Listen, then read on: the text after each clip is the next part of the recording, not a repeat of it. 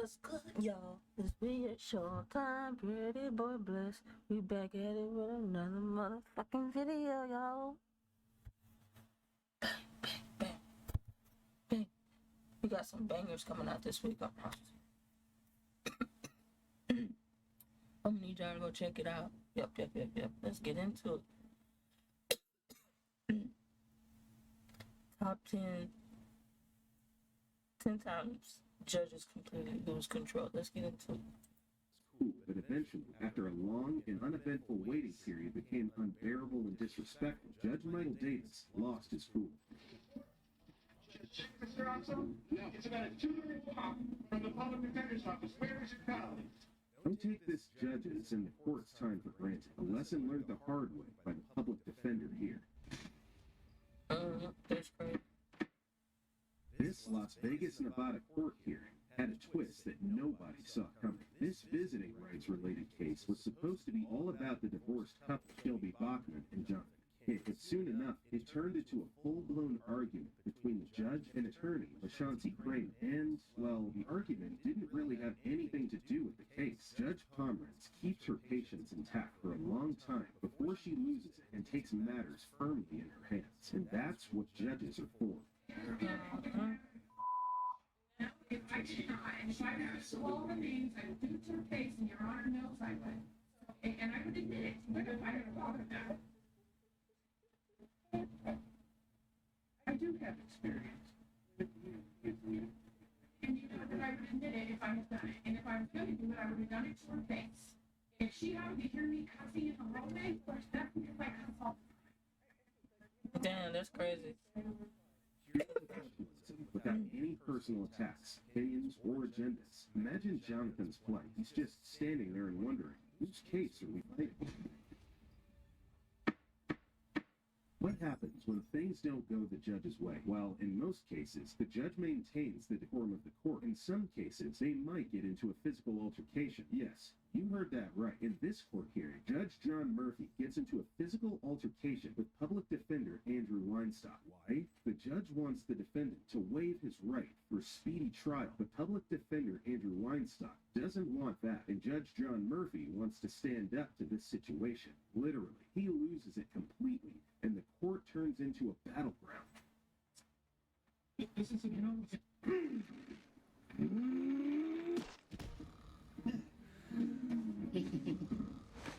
Damn, that's crazy.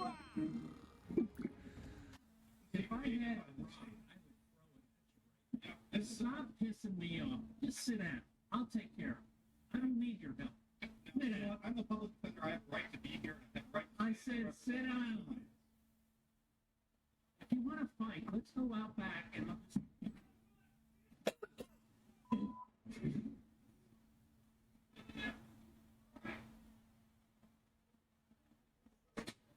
Now that was a shocker. Well, as Judge John Murphy says, he will catch his breath. I'm not sure the audience were able to catch theirs after what they saw and heard.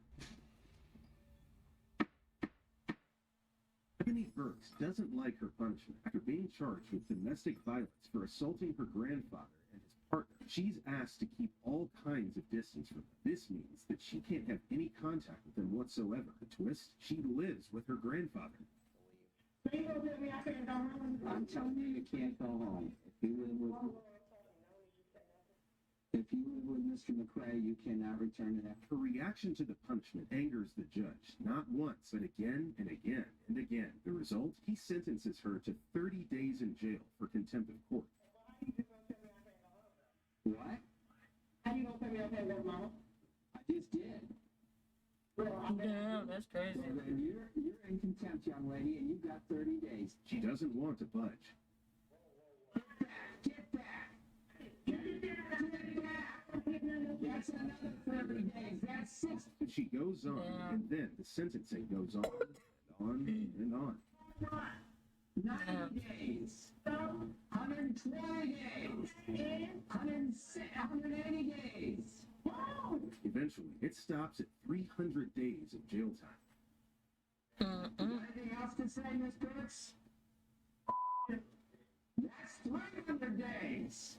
Well, now you know what retaliating in a court can do to you. From no contact with the victims to almost a year in jail. That escalated quickly. Damn, that's crazy. If you 300 thought days. people learn their lessons or even attempt to understand how to behave in court before they appear for their sentencing, you're wrong. Just like Ebony Burks from the previous court hearing, here's a not-so-gentlemanly dude who abuses the judge and gets him all angry. The result? Not so different from the previous one. Sentence after sentence. That's what he gets for disrespecting Judge Hurley in court.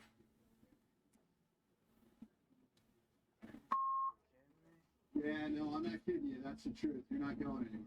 That's the truth. Damn, when you disrespect the judge. Oh, wow. I That's know. crazy. But that's the way life is. What did he say? Whoa, whoa, whoa. Bring him back. Whoa, whoa, whoa. Bring that guy back. I accept your apology, and I will sentence you to 60 days in the Broward County Jail. He does it again.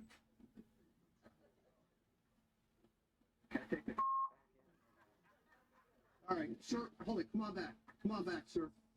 Sir, I'm inclined to hold you in contempt of court again. Would you like to tell me why I should not hold you in contempt of court for the last thing you just said? I asked if you're allowed to do that for me. All right, sir. I find you in contempt of court for the second time you said that. Do you have anything else you'd like to say in mitigation of the second sentence I'm about to hand down? I was just asking my attorney if he can do that. All right, sir, you have nothing. I'm going to send you to another 60 days to run consecutive to the prior 60 days. So now you're up to 120 days in the Broward County Jail. Do you have anything else you'd like to say? All right, sir, thank you very much. You're done. I didn't know you could do that. If you ever have to appear in court, That's crazy. well, I'm hoping you don't have to, but just in case, it's best to learn your lesson right here, right now. Keep your emotions to yourself, especially the ones that slip out an abusive word or two. Flinging a pile of papers at a judge in the court is far from a good idea, but Sidney Newsom did just that after multiple attempts to argue with the judge.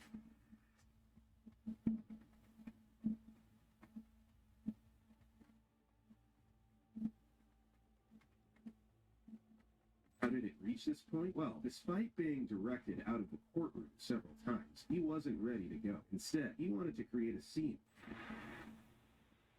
He continued to wrestle with the authorities and even hurls a telephone at Judge Aubrey Rhymes. Well, Sidney Newsom couldn't handle the court, and Judge Aubrey Rhymes made sure that he handled his hyperactive and disrespectful defendant just right. Sidney Newsom was not expecting Judge Aubrey Rhymes to pin him down to the desk single-handedly, but the judge had obviously had enough. Eventually, Newsom was taken out of the room by transport officials. Sometimes a judge has to act. Words just aren't enough. When the judge calls out a name, the usual thing to do is to stand up or respond.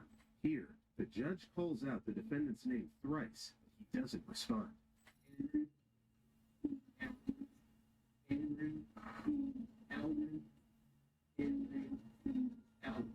he missing? No, he's sitting right there, but is refusing to respond to the judge. Instead, his friend talks and says he's an American national, which means that the defendant and his friend identify with the sovereign citizen movement. I'm a witness, okay? Okay, what I'm saying is he is present. He's chosen not to step up.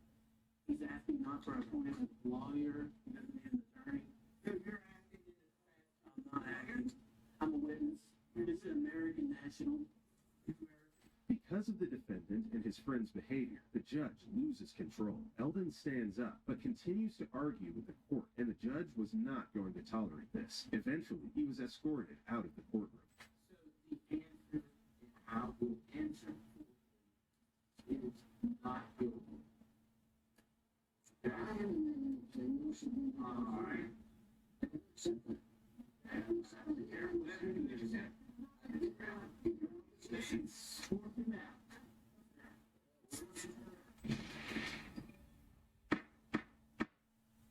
Milton Watts was charged with domestic violence, but had failed to appear in court. He doesn't reply very politely when asked why he didn't appear in court the week before when he was supposed to. You were supposed to be here last month. You did not appear. Why weren't you here? that show up and somebody died in the jail list, there's no reason for it to be. Well, it's not an ingrained invitation sign, it's a court order. The nonchalant behavior did not go down well with the judge. Add to that Watt's absolute lack of knowledge about what was going on, coupled with his abusive language, was bound to irritate Judge Chris Green even more. You want to talk about me at bond with me? Bond?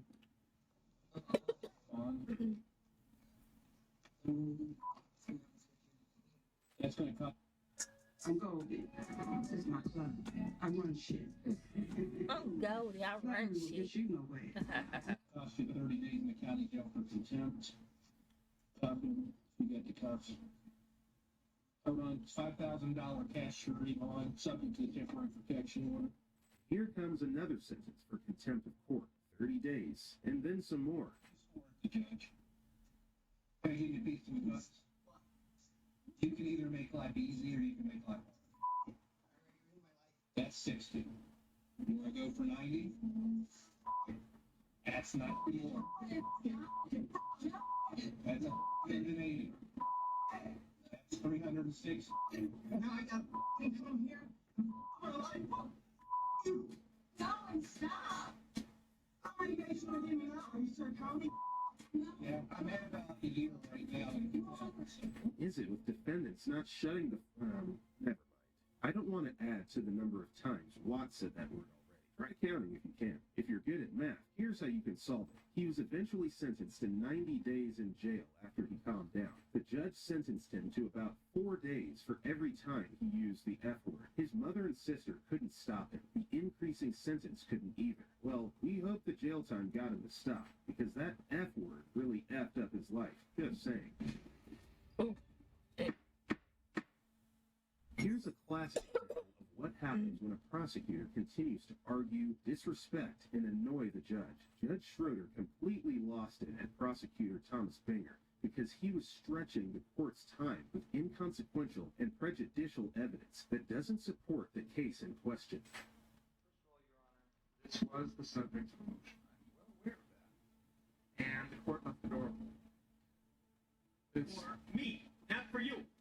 my understanding of You should have come and asked for reconsideration. You did on the one motion, and in fact, I granted your motion. that was not a motion.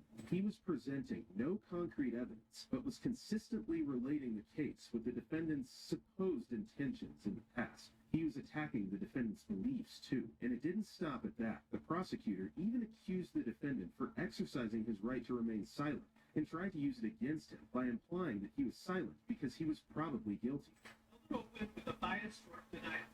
Why would you think that that made it okay for you, without any advance notice, to bring this matter before the jury? I was astonished when you began your examination by commenting on the defendant's post-arrest silence. That's basic law. It's been basic law in this country for 40 years, 50 years. I have no idea why you would do something like that. The prosecutor had no solid evidence and instead tried to mislead the court, but Judge Schroeder had other plans. Pardon me? That was before the Don't assessment. get brazen with me.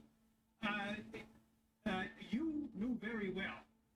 You know very well that an attorney can't go into these types of areas when the judge has already ruled without asking outside the presence of the jury to do so. So don't give me that. That's number one. Now that's how you professionally but firmly win an argument. And here we go again with the infamous F word. That's crazy. You don't swear in a courtroom. No, you don't hurl foul language at judges. It takes only common sense to know that. No special law school education required. And while we're dealing with those who have committed heinous crimes like rapes, we know that we're dealing with those who don't have any kind of respect for anybody, and, well, just a brain cell or two.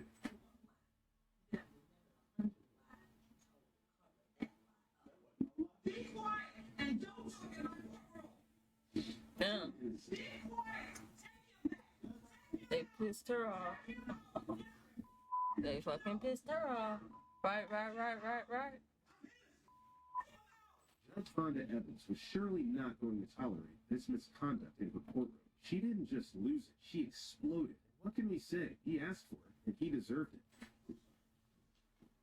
to say me. I'm sorry. I appreciate you giving me enough paper to think about it. I understand your decision, or slipping decision. I can appreciate it. They gave you no right to disrespect me. Next time a defendant steps into a courtroom, they better take some politeness lessons and stay far away from abusive language. Don't rest your case yet. Click one of the video cards on your screens and watch more interesting videos. You haven't had vodka soda like this. No one has. Made with the world's smoothest vodka. Well, I hope everybody comment, like, share, subscribe. We'll be back at it with another video. We got lit Graphic nudity tapes. videos. Horrific allegations against a mother accused of So come on with it. Yeah, we'll be back at it with it tomorrow.